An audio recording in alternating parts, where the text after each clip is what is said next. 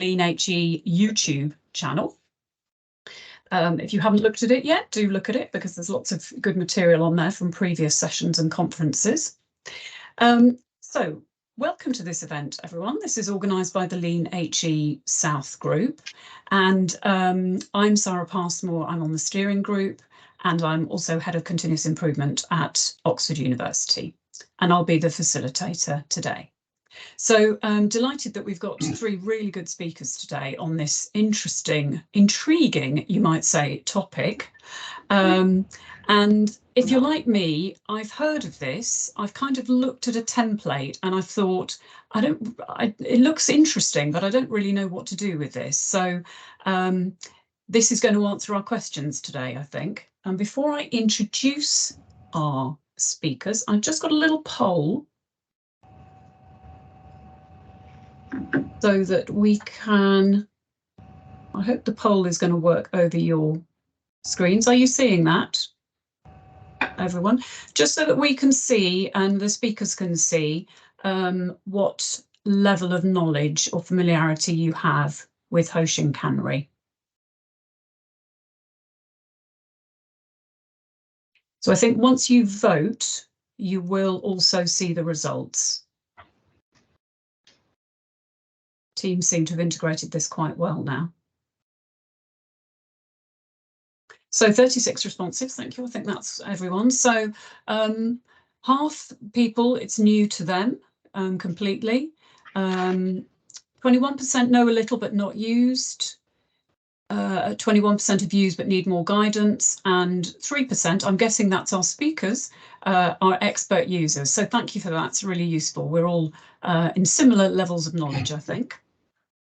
So today we've got the session to answer your questions on this topic, and I'm delighted that we've got Ian Arbuthnott, who's going to be the first speaker from Unipart, and he's going to explain what this tool is and how to use it. And then we've got a break for some questions. And then we're going to hear from Dr. Tammi Sinha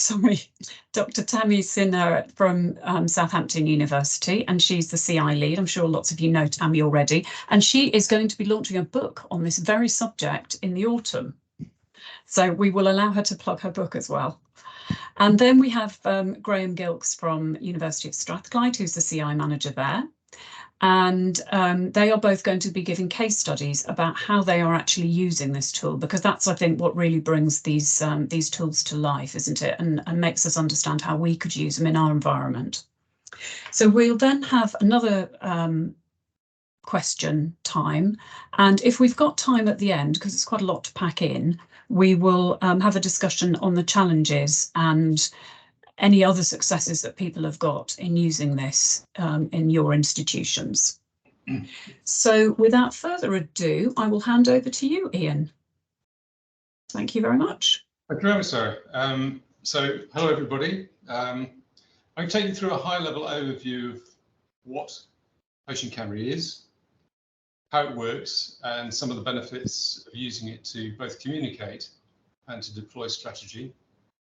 Quite a lot of detail on some of these slides, but because it's being recorded, I thought I'd leave the detail on there, and then, you know, if anybody wants to look through later and or ask questions about it, then feel free to make contact if you'd like to have any further info. So without further ado, what is Hoshin Kanri? It's a management technique. It's originated in the 50s in Japan. It's been around for about 70 years, and it's used globally by a number of large organisations in some quite diverse sectors. Although I do wonder why it isn't used more widely. It's really a method for taking strategic direction and so I'm having trouble with my slide here. Bear with me one sec.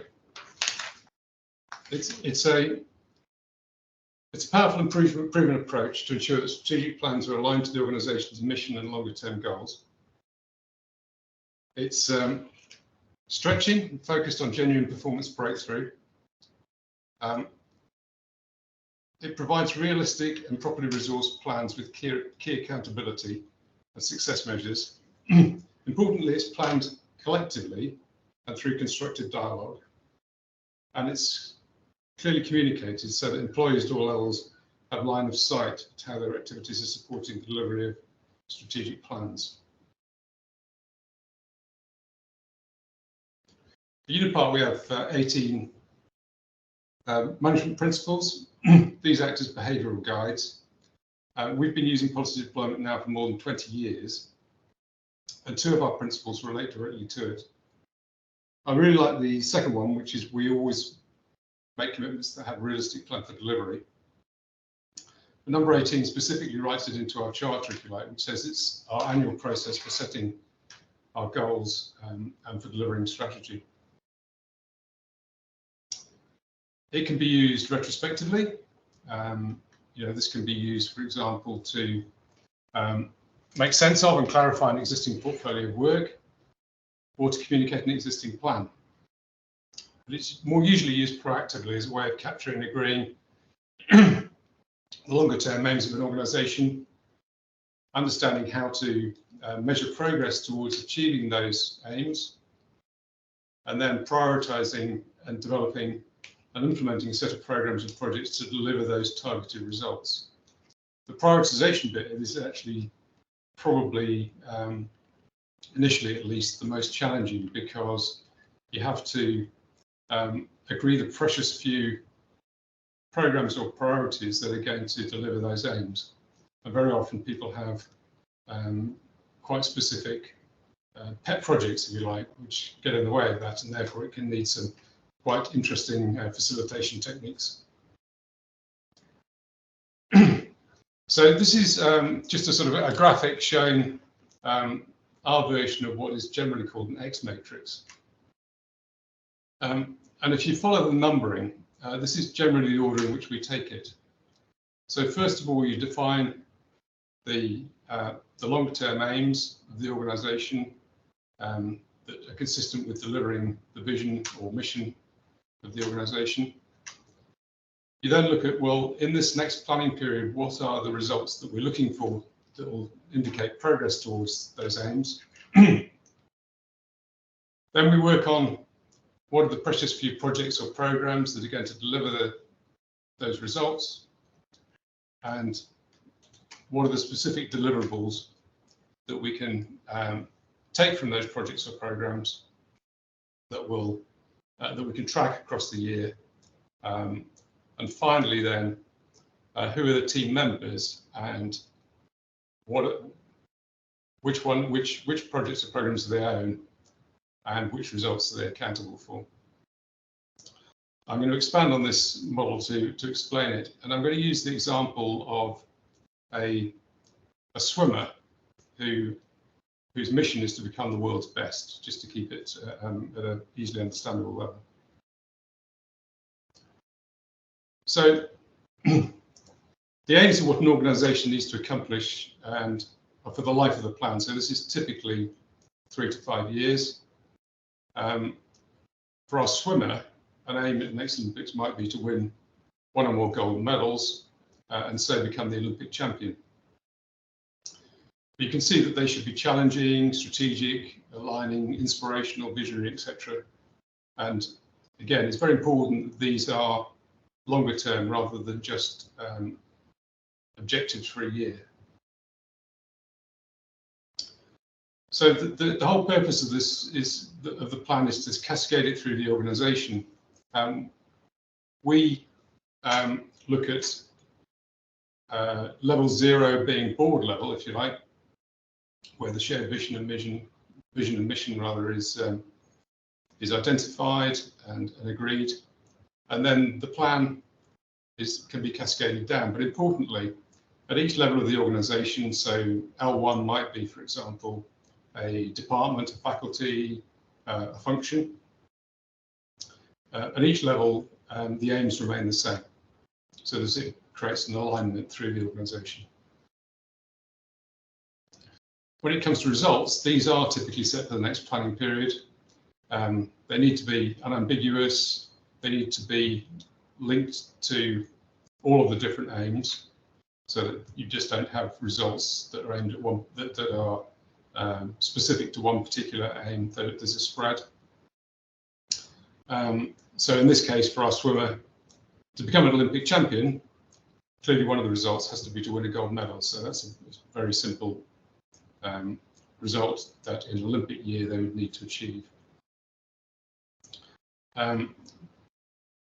If you look at then how the results are cascaded, the results relate to the team whose PDM it is, so, sorry, whose matrix it is. So, for example, if you're L1, then you need to be able to show how you're contributing in terms of your results to the level above.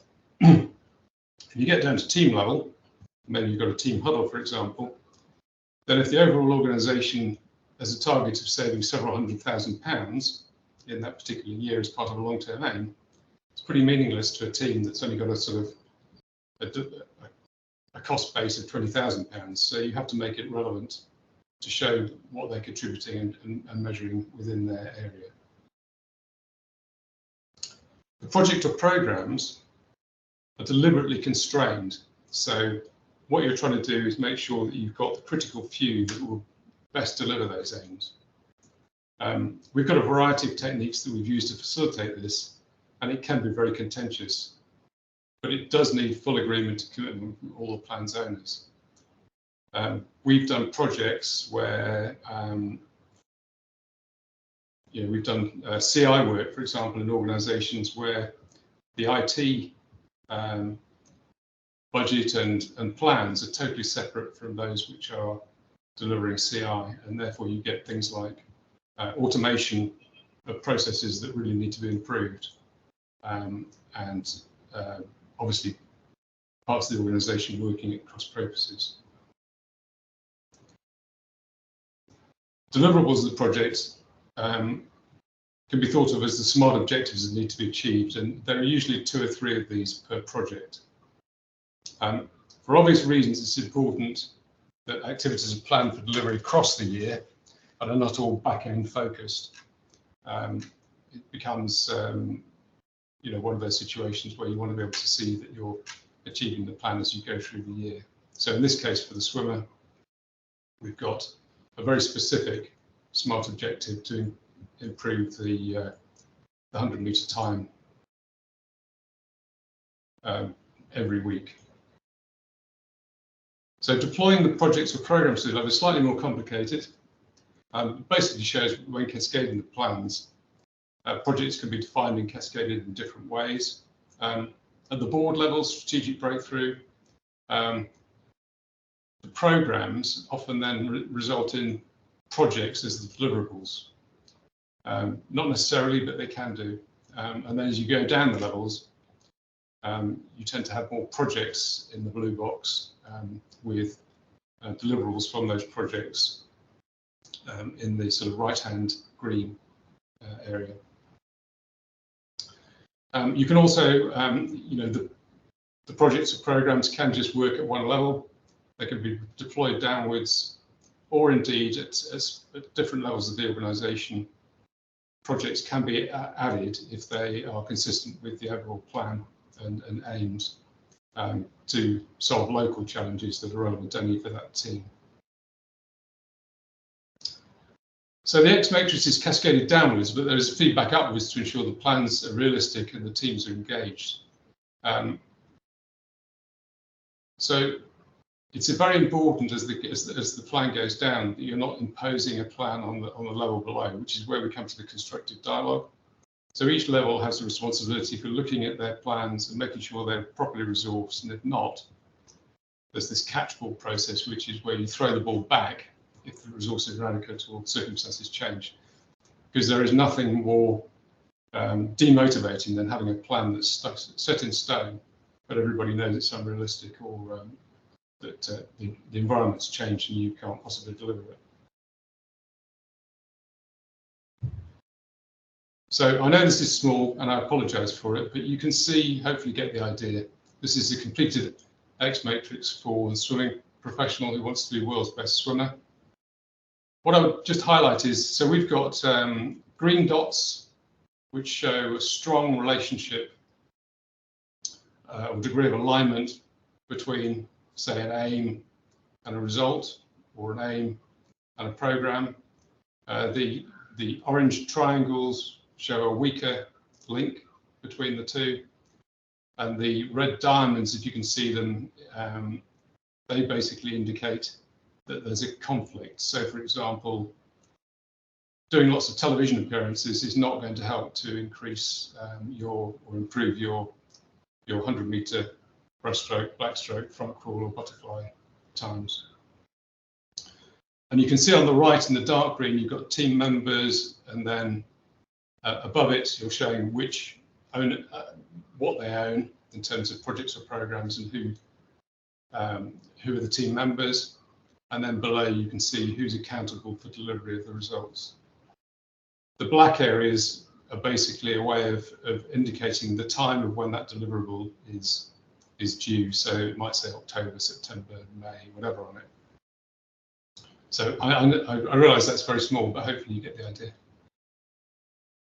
And it's live through the year. It's not fixed in stone. You know, circumstances change, so it needs to be live.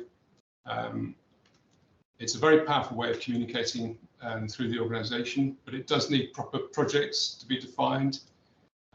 Very important from a resourcing point of view, you know, to look at how much time people can allocate to projects and how much BAU activity they've got to improve to complete, so you get the balance right. And then progress review. So we review monthly as an organisation, and it's about learning, adapting, changing circumstances, etc. For example, in our logistics division, we provide spare parts service, aftermarket logistics to Jaguar Land Rover across the world. Very usual that they will come to us and say, we need you to open a new warehouse in, I don't know, Africa somewhere during the year. We'll then have to formally redo the policy deployment or Hoshin plan, and then make sure that it's properly resourced again and de-emphasize certain things to make it happen. So just to summarize then, it has many benefits. Alignment is a huge win. We've been involved in delivering CI programs, as I said before, where there is this lack of alignment or agreement across the organisation, and huge amounts of money can be wasted. Having a clear focus on key activities rather than a plethora of activities going on which don't really move the dial towards that strategic direction. Very important to have clear ownership and accountabilities that are defined and agreed at each level, and that definitely leads to more reliable delivery. And then I think one of the things that really attracts me to the whole thing is that wherever you are in an organisation, and if you walk around our company, you can see how what you're doing and your team is doing contributes to that strategic plan, and that is highly motivating for people, rather than having a plan that they can see but they don't really feel has got much to do with them. So that's my short presentation. I realised it was a bit of a gallop through what Hoshin is, but hopefully it was reasonably clear. Sarah, I'm going to hand back to you, if that's okay, to do some Q&A. Yes, we've got a request. Thank you very much, Ian. We've got a request, actually, if you could put the swimmer example up, because that really brought it to life. I'm guessing, Hannah, you mean the actual the template, the Hoshin Kanri template. Is that right?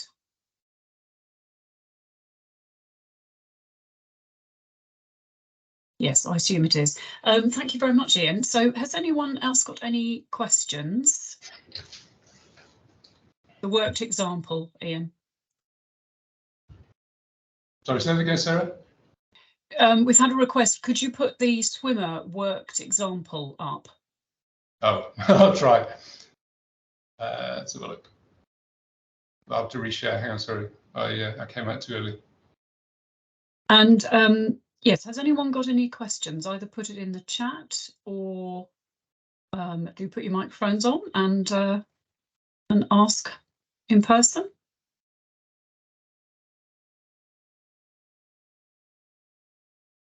That one, yeah.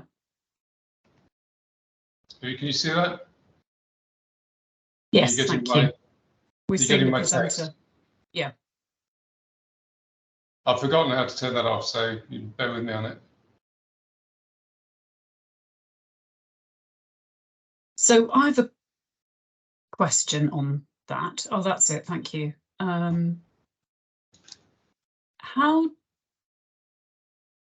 How do you get to that point? I mean, maybe Tammi and Graeme are going to cover that, but it seemed that you know, it all seems very sensible, everything you were saying, and then suddenly you got to this example, and I'm like, well, how do you actually get to that? Well, we do it through so this whole process, which I've trivialized by making it very short. For us as an organisation, we start this in October. We have a calendar year that starts in January, so it takes a couple of months to get it through the organisation. So, but at the board level, they'll be looking at this, looking at our longer term aims, and there'll be workshops which will make sure that they're agreed. So we'll generally have a series of workshops at the board level, and then once the board level plan has been agreed, then we start the cascade. So, but this is all facilitated because, as I said, quite often you will have strong characters. You will have people who've got very strong ideas about what they want or pet programs. So a lot of this is around how you facilitate a process of agreeing what are the critical activities, how they're going to be measured, and who's going to be responsible for them.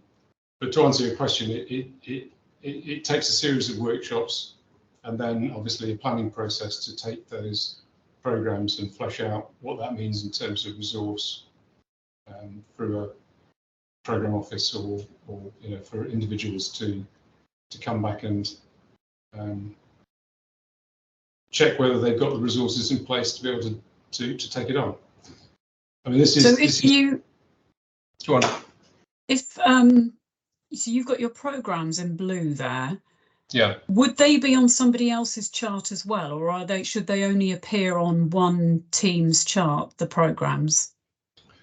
Well, they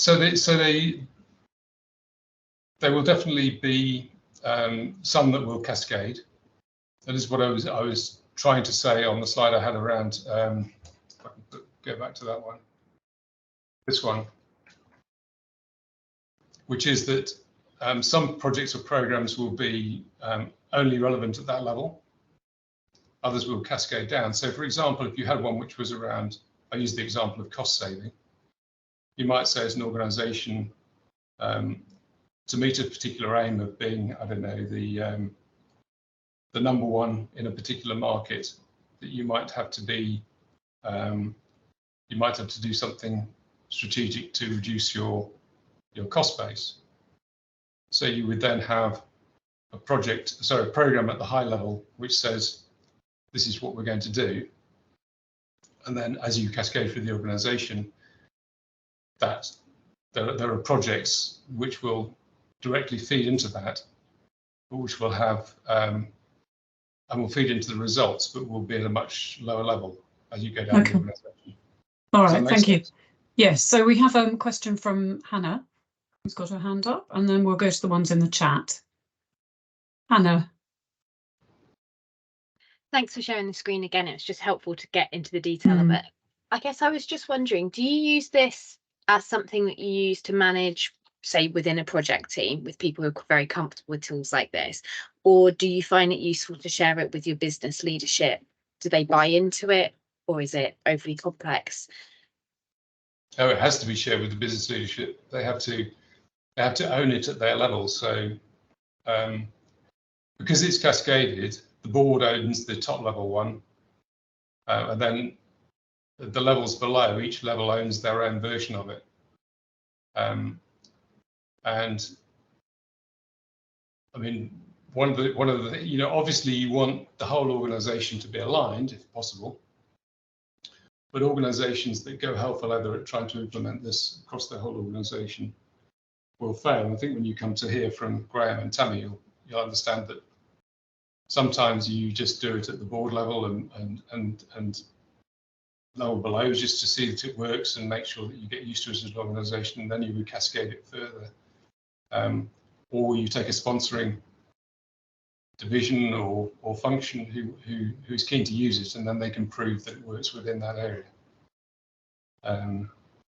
But yeah, at each level, the leaders need to be able to manage it and contribute to the plan, which obviously takes some development and training. Does that answer your question? Yeah, thanks, Hannah. Ian, a quick question. What does the T-O&A mean under ownership? We've got a question there from Stuart, which I can't answer either. The O means that you own that particular program. So you can see on the A swimmer that the Be the Best at butterfly front crawl, backstroke and breaststroke are all things that they own. Increasing sponsorship revenue and improving public awareness are things that they're a team member for. So A agent is the owner of the sponsorship revenue, and A marketeer is responsible for public awareness. And then A is the accountability for the result.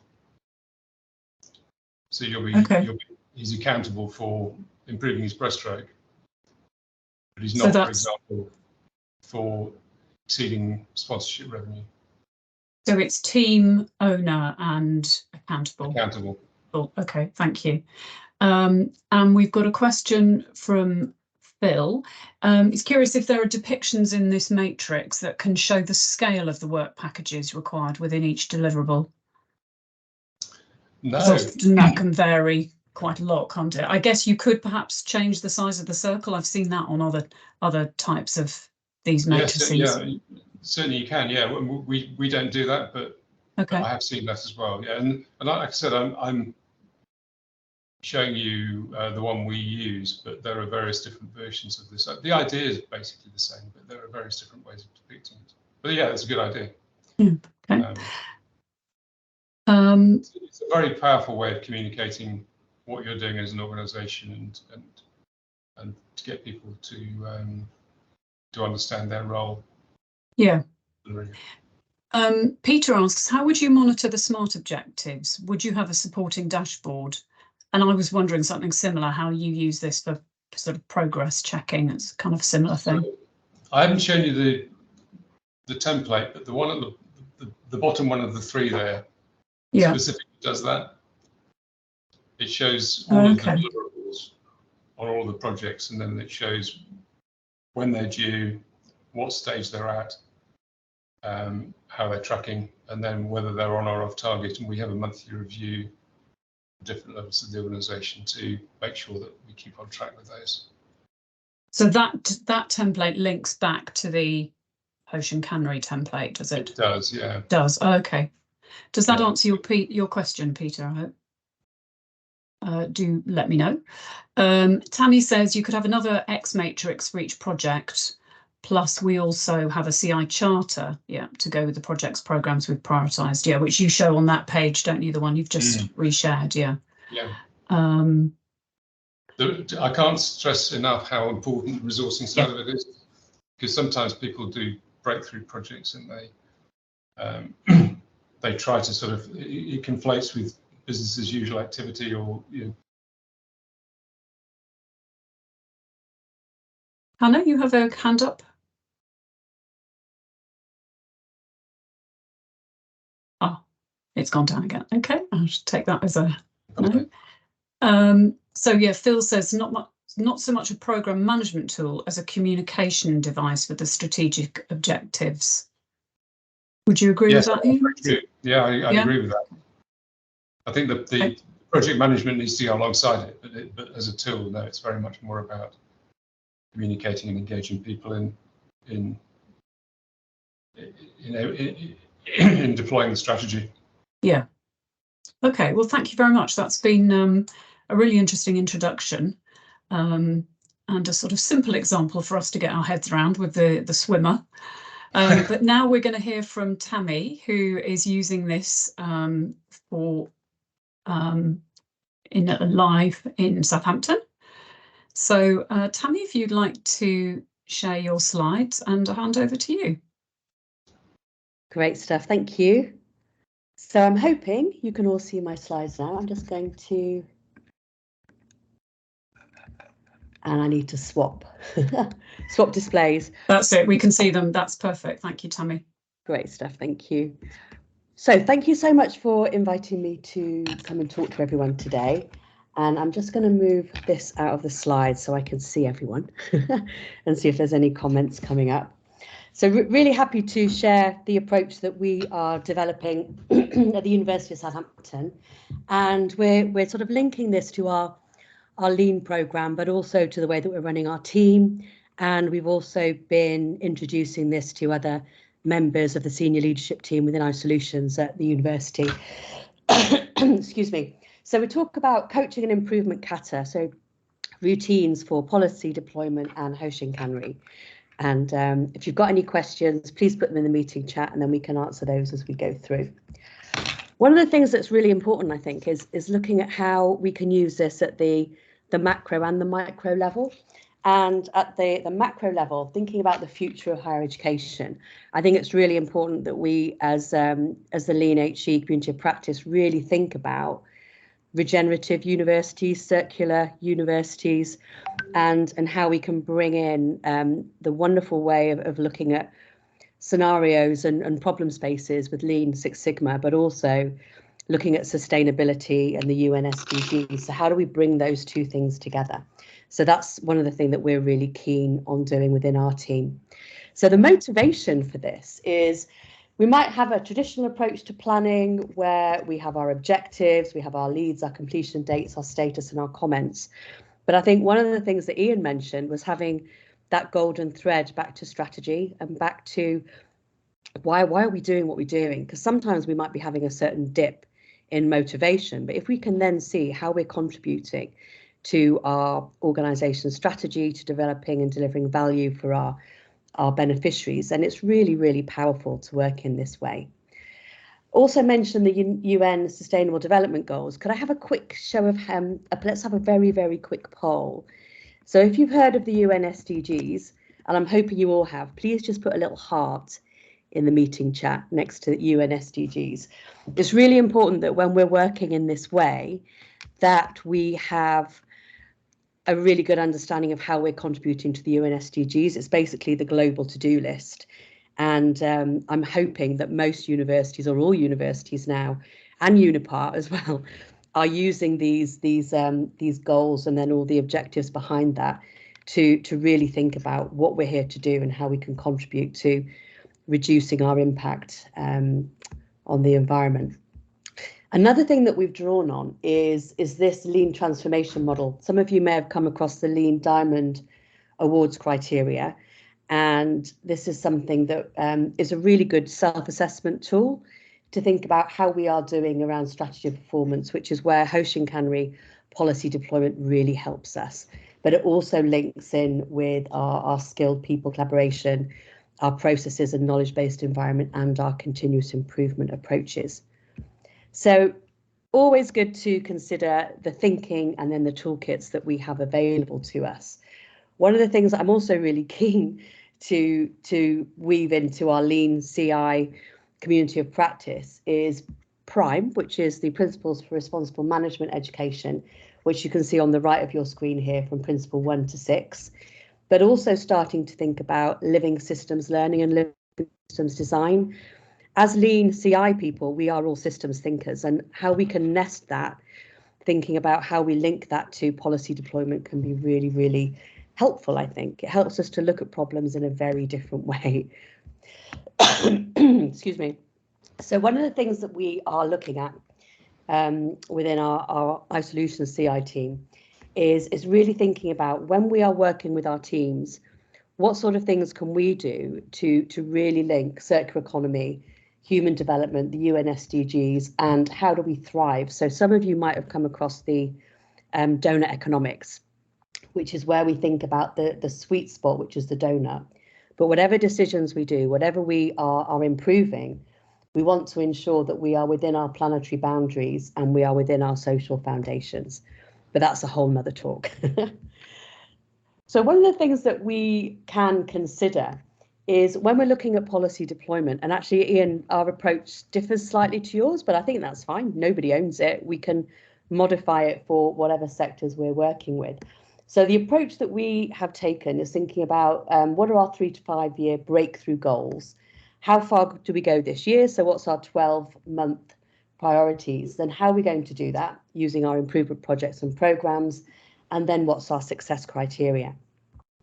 So we link this to the different areas that we're working with. So working with different professional services teams, but also working with our academics and across different faculties. And you can see here, how do we start to cascade this down? So Ian already mentioned some of the tools that we use. So catchball's so important. And these beautifully drawn little arrows show that we're linking this to our overall institutional strategies. But then how does that link to our directors, our deans? How does this then link to our associate directors and our heads of department? How does this then link to our overarching team objectives, but then also to individual? So there are various different tools that we can use to help us.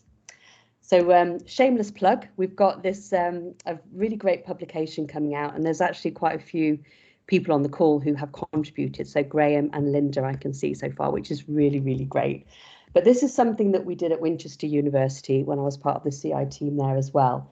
And we started off in 2011 by thinking about how can we apply this to the BQF, the European Foundation for Excellence Awards. And it just shows you how we started to use this at that level. But that isn't the case study I wanted to share with you today. Finally, we've got to how are we using this within our CI team at iSolutions. So linking this back to our University of Southampton strategy, we inspire excellence to achieve the remarkable and build an inclusive world. So that is what we are here for as colleagues at the University of Southampton. And we also have our purpose and vision. So you can see these are the different things that are really important to us.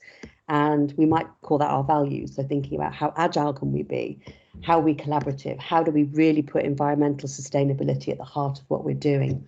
How do we champion equality, diversity and inclusion?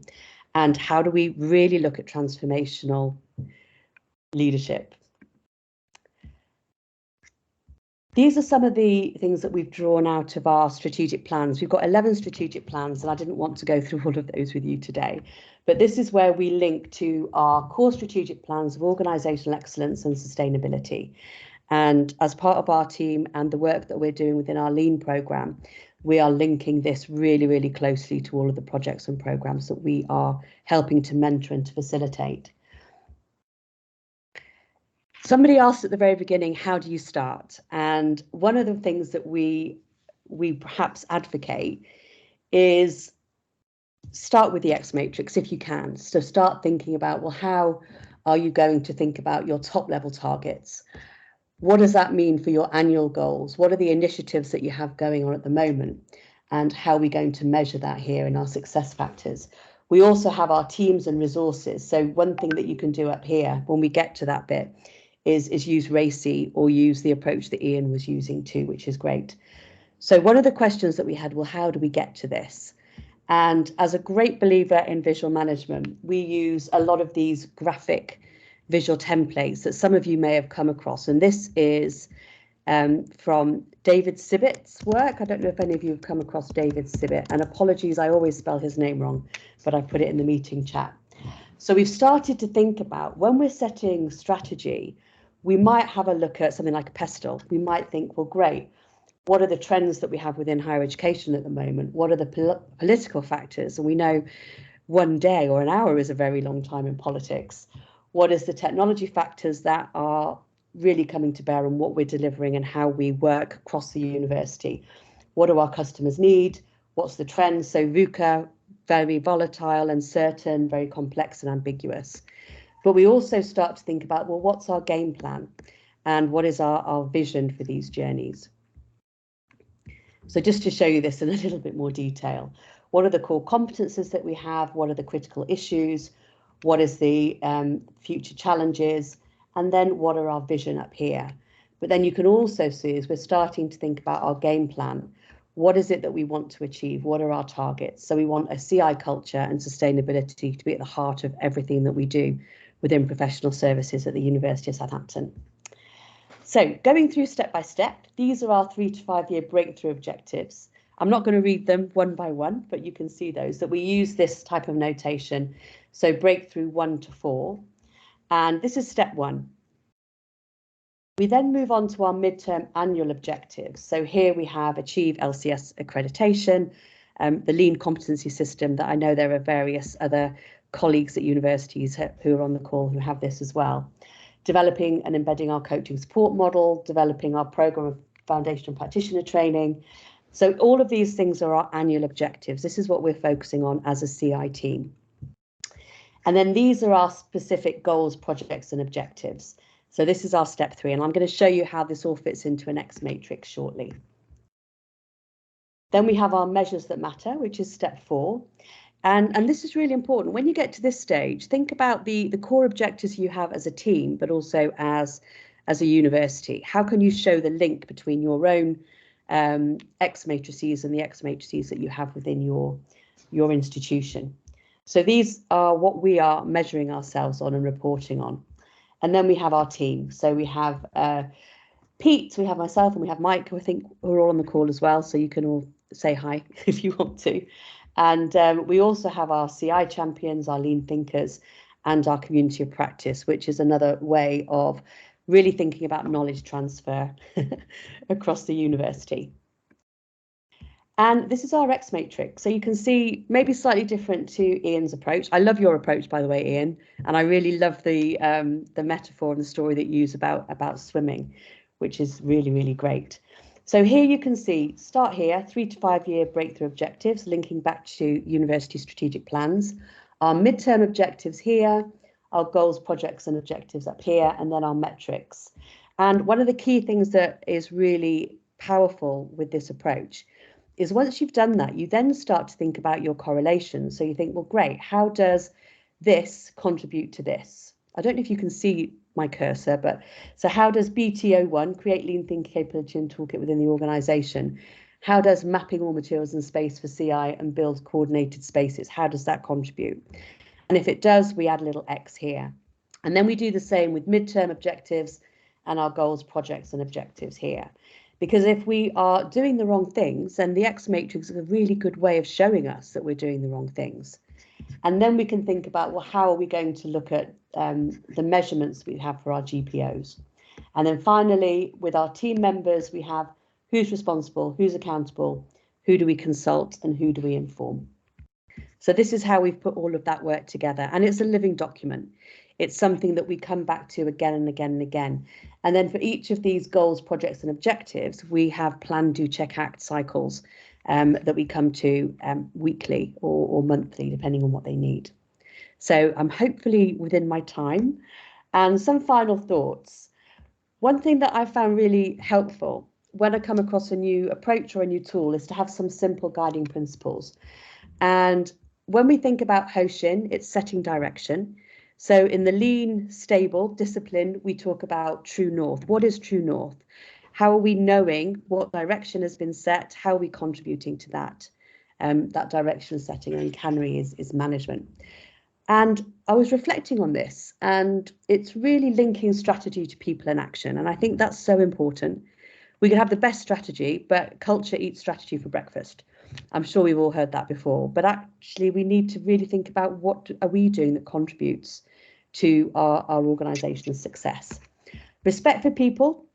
Catchball is where we ask for feedback at every single level in the organisation, and we do that at the University of Southampton via town meetings at every single level.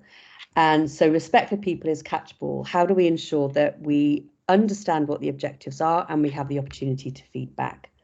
The continuous improvement cycles of plan, do, check, act. I'm sure everyone is familiar with that. Plan what you're going to do it, check the results and act on the results. And then eradication of waste. This is where I think the communication is so important. Having clear comms is one way that Hoshin Kanri policy deployment really helps us within the complex university setting, and Unipart as well, I'm sure, Ian. This is a diagram that some of you may have come across if you've done some research on Hoshin Kanri. This is from Witcher from 2007, but what he has done with his team is drawn on the plan do check act cycle, but also brought in what we call FAIR, another acronym. So focus on the vital few, have alignment with annual planning, integrate with daily management, and then review. And then this is almost my last slide, shameless plug. We have this publication coming out on the 13th of September. So please ask your libraries to get a copy, because there's some amazing case studies in there and some really good wisdom, really good sharing. And thank you to Graeme and Linda for being so generous with your case studies. Absolutely brilliant. We also have our Lean HE Global Conference in San Diego. So I'm hoping a lot of people on the call will be going, and very excited. So thank you very much for your time. I hope I'm within my time. I get overexcited sometimes. Just close that. This is me. If you'd like to get in touch, please do. And if you want to talk about anything to do with Hoshin Kanri or CI, I'm always open to chat. Thank you very much. Thank you, Tammi. Excellent. Yes, that did help put it in some sort of practical context, actually, very useful.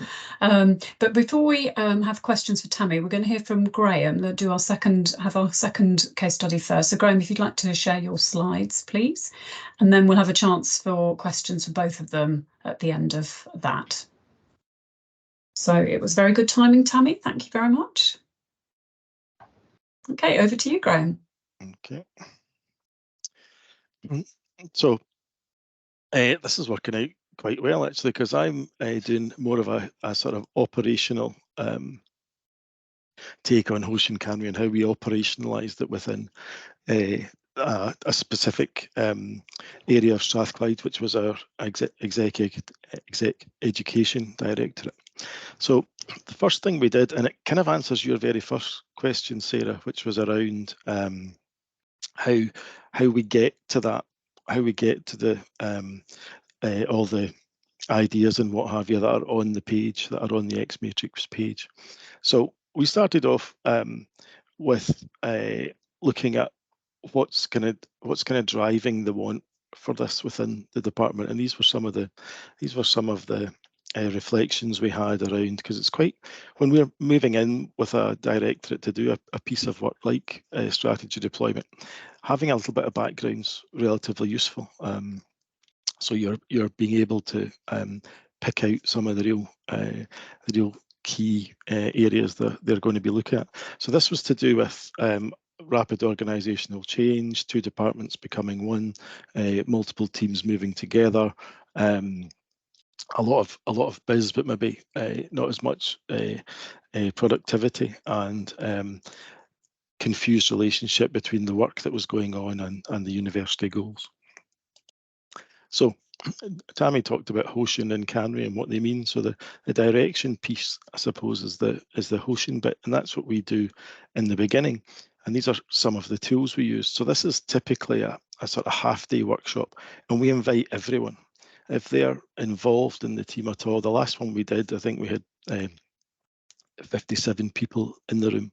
So all grades, everyone that's got that's contributing to delivering for that particular department.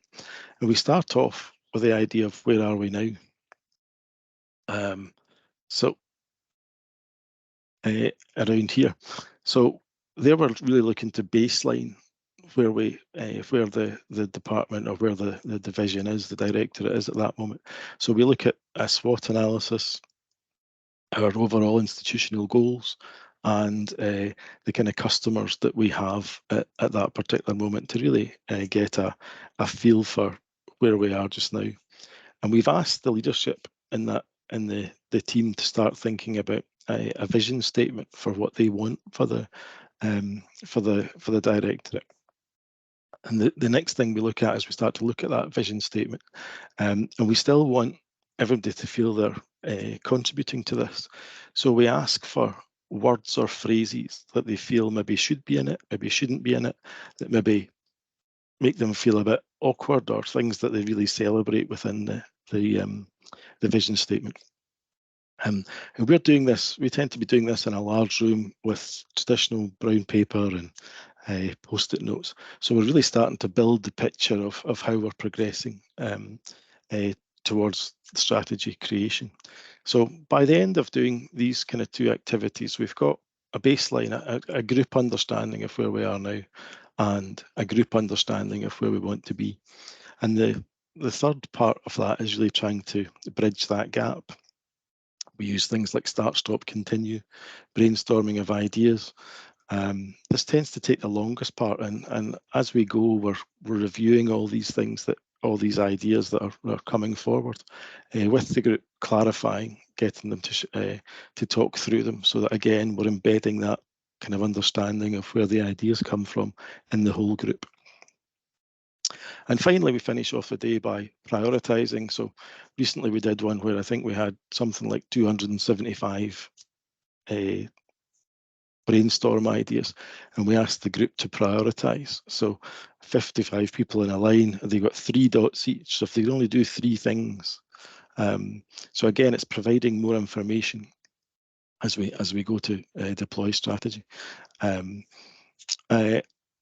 Once this piece is done, we're then looking to group all these into areas. So we execute a kind of affinity exercise. So we've got where we are now, where we want to be, and after the affinity exercise, the ideas have then almost been placed into kind of common themes or common work streams, areas of work that we need to execute to try and get us there. So the next thing we're doing is the idea of the implementation or the deployment. So the Kanri element, if you like, of Hoshin Kanri. And we've got some kind of new tools now. So both Ian and Tammi have talked about X matrix, and we use the model that Tammi has discussed, where we ask at this point, we're no longer got the whole group. This is now a leadership exercise to start to really clarify what this deployment is going to look like. So we're taking the leadership team in short workshops to crystallize the idea of the X matrix. So we're encouraging them to think of 5-year breakthrough goals, what they'll achieve in the first year. We're leaning on the affinity exercise and all the themes and work streams that we've identified to start to create them into the key improvement priorities, how we're going to measure these improvements moving forward, and who might be available in the teams to be able to deliver them. So the teams are not at leadership level. The teams will involve everyone pretty much. So there'll be teams that so therefore we've taken the idea of strategy as being something that's decided at kind of directorate level, and been able to link it through these various exercises to actually that I now understand why I am doing this, why I do this task every day. Once we've kind of agreed the X matrix, and this isn't a short exercise, as I think Tammi alluded to and Ian alluded to, these are 2 or 3, 4 workshops until we really get very, very comfortable in understanding of what we're doing. We'll then look to this is really the X matrix as an analysis and a communication document. So as a one pager, it shows exactly how you're delivering on everything you've committed to deliver within the year, and also your long-term goals. These key improvement priorities then become what we call A3s, which is just a single A3 piece of paper that takes a project approach, so a list of actions, again leaning on the affinity work that was done, an A3 for each work stream, and that work stream then becomes the live project that we're working on to deliver. So we're no longer working specifically thinking on I have to deliver these 1-year goals, I have to deliver these 5-year goals, but we've operationalized it into key improvement areas which have become projects, which have a team now working on them on a daily, weekly, monthly basis. some other things that are, once we've kind of got to that A3, the most logical place for that kind of thing to then go becomes people's personal development plans. If you're involved in this team to be delivering against these measures, that's very easily reflected in your personal development plan. I guess most institutions have some sort of annual review or 6-monthly review for their staff. So that starts to structure or that starts to inform elements of the operational part of the personal development plan. And other things that we've done, again, to help with the communication piece could be planning a page, which is a kind of high level view of the X matrix, or an elevator speech, again, which helps to inform more the mission side of the vision statement, of why we're here and what we're intending to do.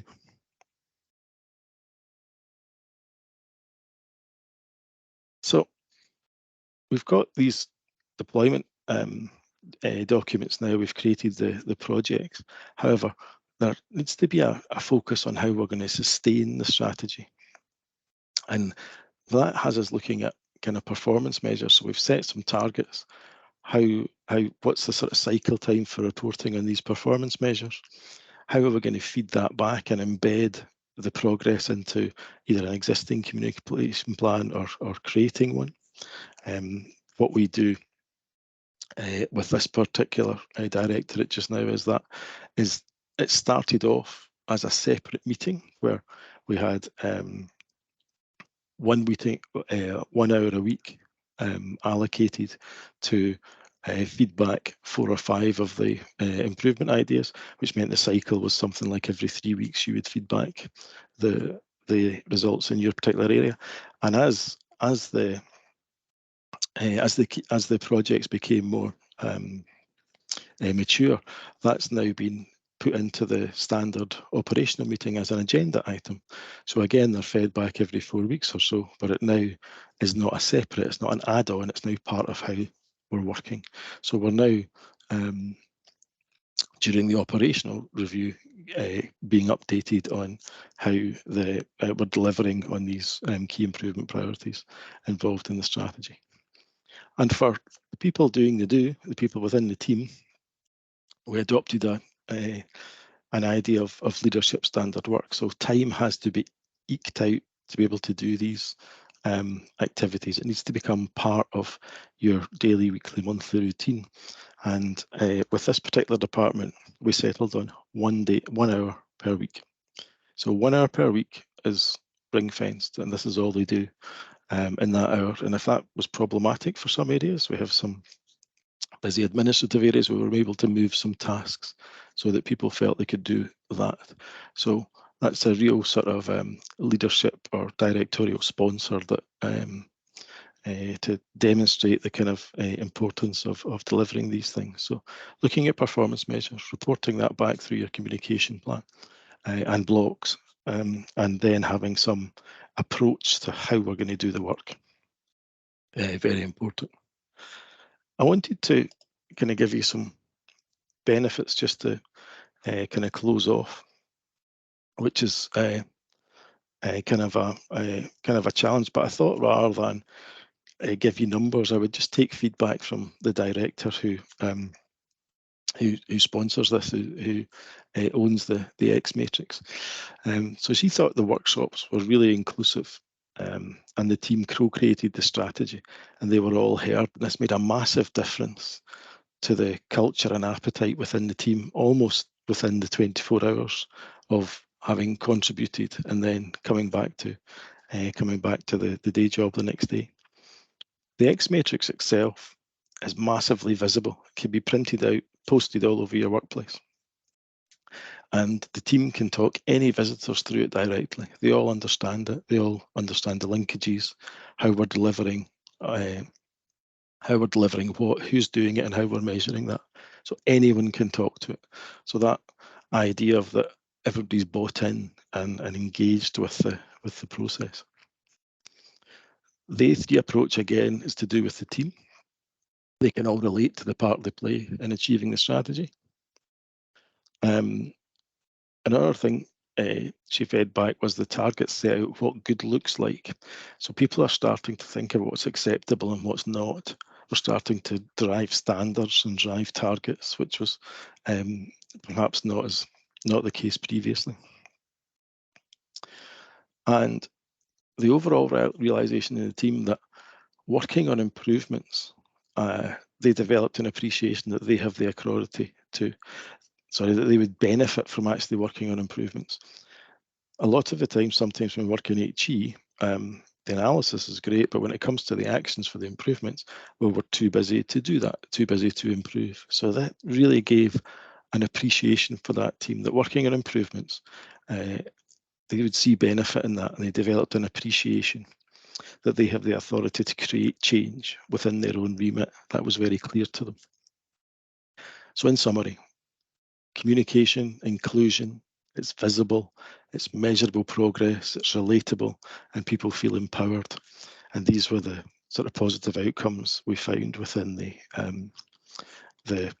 deployment, the Hoshin Kanri deployment within executive education. Okay, so I'm going to stop sharing now. Thank you, Graeme. Again, that was a more sort of practical take on how you've actually done this. It's really interesting. Are you able to share some of your templates with us, like your A3 and the I can, absolutely. I want to call it Xbox, X template. X-Matrix. And the project I on a can. page. Yeah, Yes. that would be really useful, because we all have different ways of doing this, so it's useful to see what other people are doing. Yeah, thank you. Let me just check the chat. Does anyone have any questions for either Tammi or Graeme? See if there were any back in your talk, Tammi. People were asking if there's a Miro board for Hoshin Kanri, whether there's a template on there. I don't think. I think Kat might have found one. So I've used Miro for Hoshin Kanri for an X-Matrix, and it might be personal preference, but I find it an awful lot easier to use Excel. Okay, and you agree with that, Tammi? Do you? Excel is easy. Yeah, I think with Excel, it's you can have various iterations, and then you can also have the linkages between the two, so you can update immediately. But then if you wanted to share it, you can then put it on a Miro board, and then get people to comment. So I think you can use both, but we use Excel spreadsheet for that too. But we start off by using the templates, the visual strategy templates that are shared in our slides, and I think that's the head, hand, heart connection, really important when people are helping to co-create their reaction or their part of the strategy. I think that's really, really, really important. There's nothing better than actually physically writing stuff down. That's why we all like paper and post-it notes so much, I think. Yes. Yeah. Yeah, I really like those visual templates. So David Sibbert, I think you said, can you download them from somewhere? Those, do you know?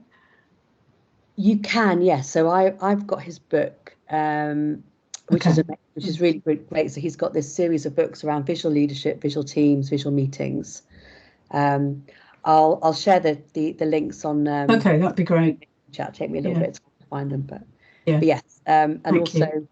We've got our improvement COP, which is not just higher education, where if you're part of that community, we have a Dropbox that Nigel Ward looks after, and there's quite a few templates on there. So I could have a look at what we have available there and share them with this community as well. Thank you. Thanks, Tammi. So we don't seem to have any more questions as such. So I'll just open it up now to more of a general discussion on how do people think this would land in your own institutions? Does anyone have any thoughts about the challenges, or if you indeed have had any successes using this? Because I can see in the Oxford scenario, I'm thinking it all through, we're so devolved. I'm just trying to think how this might work. So Linda, great. Great that you were first, because how's this worked at Cambridge? It's slow, shall we say, and we've, as Tammi said, we've contributed a chapter to the book, and we're quite open about the fact that it's slow. We're using it within our own team. We're starting to use it within the broader change and programme management team. we're having conversations with others around the university. But one of the biggest barriers is, Cambridge, like other there isn't a high level strategy, top level strategy that can be cascaded down. And I don't think there ever will be. If I'm honest, I don't think Cambridge it doesn't work like that. But we are finding that individual institutions within the university are crying out for this. We've also had lots of conversations with our sort of affiliated organisers. So Cambridge University Press and Assessment, their operational excellence team use Hoshin Kanri a lot. And they've come and done seminars. They've actually, just a little plug for next year. We do have probably someone from Cooper doing a keynote at the conference next year. So we're bringing in that collaboration. And as if by magic, hopefully my screen is shared. I have these ready to go, Linda, but that seems an appropriate point. So the title is Sustainability and Lean next year, Bridging Innovation and Tradition, which sounds a really good angle. Is there anything you wanted to say on that? Is it just to keep get people's diaries? I'm not booked up in a year's time, but I should put it in my diary. Absolutely. Obviously, at the moment, it's very much about San Diego and this year's conference, but we are well into our planning for our conference next year. So these guys are just to say, hold the date and watch this space, really, for as we get more information. But I'm sure Hoshin Kanri will feature quite heavily in that conference. Okay. Thank you. And Kelly, you had your hand up. Yeah, just to say thanks everyone. It's really helpful to see it kind of in real terms. I think I do wonder if it's a timing thing and a maturity thing for the organisation. We've had this like in the back of our minds for quite some time, but we've had so much groundwork to do around building a cohesive strategy, and we've spent a long time talking about the line of sight, so people start to understand how it all fits together. And it feels like now is probably only now that we're ready to start to visualize it in this kind of way. I'm not sure if we'd have gone out any earlier that we would have had any success with it. So yeah, I think level of maturity is definitely something to keep in mind when you're trying to do something like this. But yeah, I'm looking forward to giving it another go. I think that's a good point, Kelly. Graeme, have you found that with the departments that you've worked with, they've got to be in the right place to accept this? Or Tammi, I don't know, either of you answer that. The way Ian presented it is arguably, in fact not arguably, probably the best way it could be, which is it's a diktat down the way, so it's a hierarchical diktat. However, I don't think we'll ever get that. I'd be surprised if we ever get that. So it's about what can we do, what can we. So departments have come to us when things like someone new has come in to take over. So they're getting to, there's been little triggers that have come, and we're now getting a different inquiry maybe every 6 weeks or so, 6 to 8 weeks, where it's worked for some area, something has happened, and we've been able to identify that this is actually something we've now got as a kind of product, if you like, a tool that we can take you through this methodology, and that'll help. So we're doing some work with our sustainability team is the next one coming up, because they have just they've just changed structure, taking on a lot more work. Things like, so the telltale signs are, we've got all this work, I don't know where it's coming from, I don't know where it's going, I've no idea what sort of whip we've got in here, and we've changed the team around, but we don't really maybe know why. So this gives you all that sort of really positive linear thought on it. Tammi, do you have something to add on that? Yeah, of course. So we use this within our team, but we also have this as part of our lean practitioner training, and we have this as part of our recognise phase. So we've added recognise onto the DMAIC cycle, and this sort of really gets people to think about, well, why are they doing various things? Why are they doing it in various ways? And what's the priority? So we've sort of tried to really bring that into what we're sharing across the university. But we also are working with various leaders of service. So we advocate this, and I've taken through a couple of colleagues who are heads of various services, and they found it really useful. So, for example, one of our colleagues heads up the sort of the I can't think of the right word, and I can't blame the menopause for everything. The service, not service now, but actually it might be service now. The frontline teams for our iSolution department, so really working frontline with students, with colleagues. And we've started to work together to use Hoshin Kanri to really think about the amount of work they've got on, the pressures on people. So one of the things that I love about this approach is that you get everyone involved, but also you can see where people are overstretched, where you need to move your resource around, where if one person is responsible and accountable for absolutely everything, then things need to change. So I think it works on loads of different levels. It's visual as well, which something Graeme was saying, that you can show people immediately where they fit, what are the current priorities of the team at whatever level. And I think I came across this years ago when I worked for Ocular Sciences, which was part of a project that Cardiff University were running. This was in 2002, and Hoshin Kanri policy deployment was part of the approach that we had within manufacturing, and it was working for us. So I was in charge of a couple of production areas, and we used that within our team just to think about what our priorities were and how we needed to shift resource around. So I think you can use it at loads of different levels. And actually, I use it for my own personal planning as well. I used it, one of the chapters in the book talks about a revalidation of a master's in project management. I used it for that when I was an academic rather than a pracademic.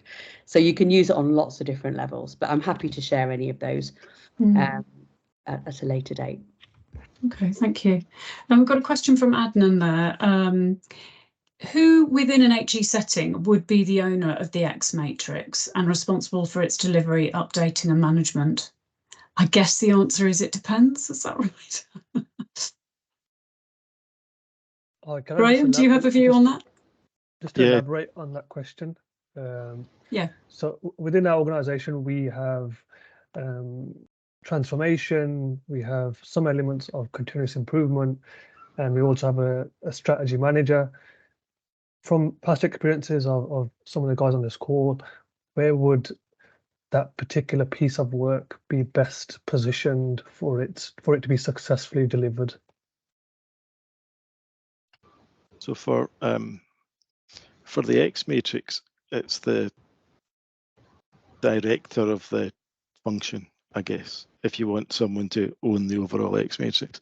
But they may own 0 component parts of the execution of the X matrix, because it breaks it down into these key improvement priorities. So these E3 projects, that may be all the supervisors and leaders that work for them owns one of these. So you've got this responsibility and accountability breakdown. So the overall delivery, if the principal is going to be tapping your shoulder, is going to be the person who's responsible for the directorate. But its accountability is layered within the X matrix, and it's really, really clear, which is why it links so well with staff becoming empowered. It links so well with people's personal development plans throughout the year, etc. So the overall ownership will be the person that runs the department, or the directorate, or the division, or the institution, whichever level it's at. But it wouldn't be a massive surprise if they weren't doing any of if they weren't owning any of the specific activities that were going on. Okay, and we just have we're just sort of running out of time now, but I'm mindful you probably want to go and get some lunch. We do have a question from Phil, just last question now. Is it helpful as part of the implementation to have a standard Hoshin Kanri roadmap for stakeholders, or is it better to have a more iterative approach than a descriptive one when rolling this out and exploring it with new teams who's Ian? Do you want to come back in with anything on that? I think it's good to have a framework to work with, but to give people the freedom to, if you facilitate it well, then everybody gets a chance to have their say. They get to understand how to use the tool. I think if Tammi said start with the X matrix, it's quite good just to play with it, actually, to show how it can be used, to give people an idea to try and even take it away and sort of do it for their own impersonal, objectives rather than necessarily work-related ones. But I think you have to start with, what are you trying to achieve as an organisation or as a department or a function or even personally, and then yes, iterate, but with a sort of a framework in mind, so that you actually get to the plans and accountabilities and all those other things that you need to do. So I would always work with the framework, but also make sure that it's very inclusive and constructive in terms of the dialogue with people, and that everybody gets input into it. Because what you want is that ownership and sense that they created it, it wasn't just passed down by a higher level. I guess I'm going to bring that to a close now, but thank you to our three speakers. Really different takes on the topic, and I think that's been really useful. And I think what I've sort of taken from this is actually just start and have a go. It looks a bit scary, but actually, as you said just then, just start it and it can iterate and get used to using it yourself. So we've got lots of nice comments coming in.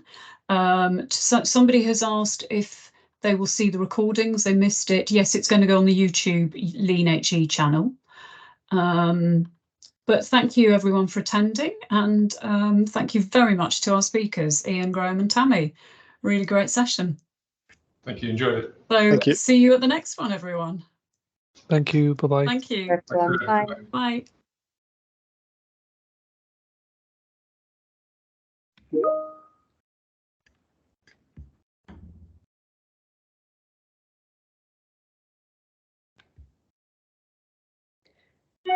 Stuart, that's a very nice background.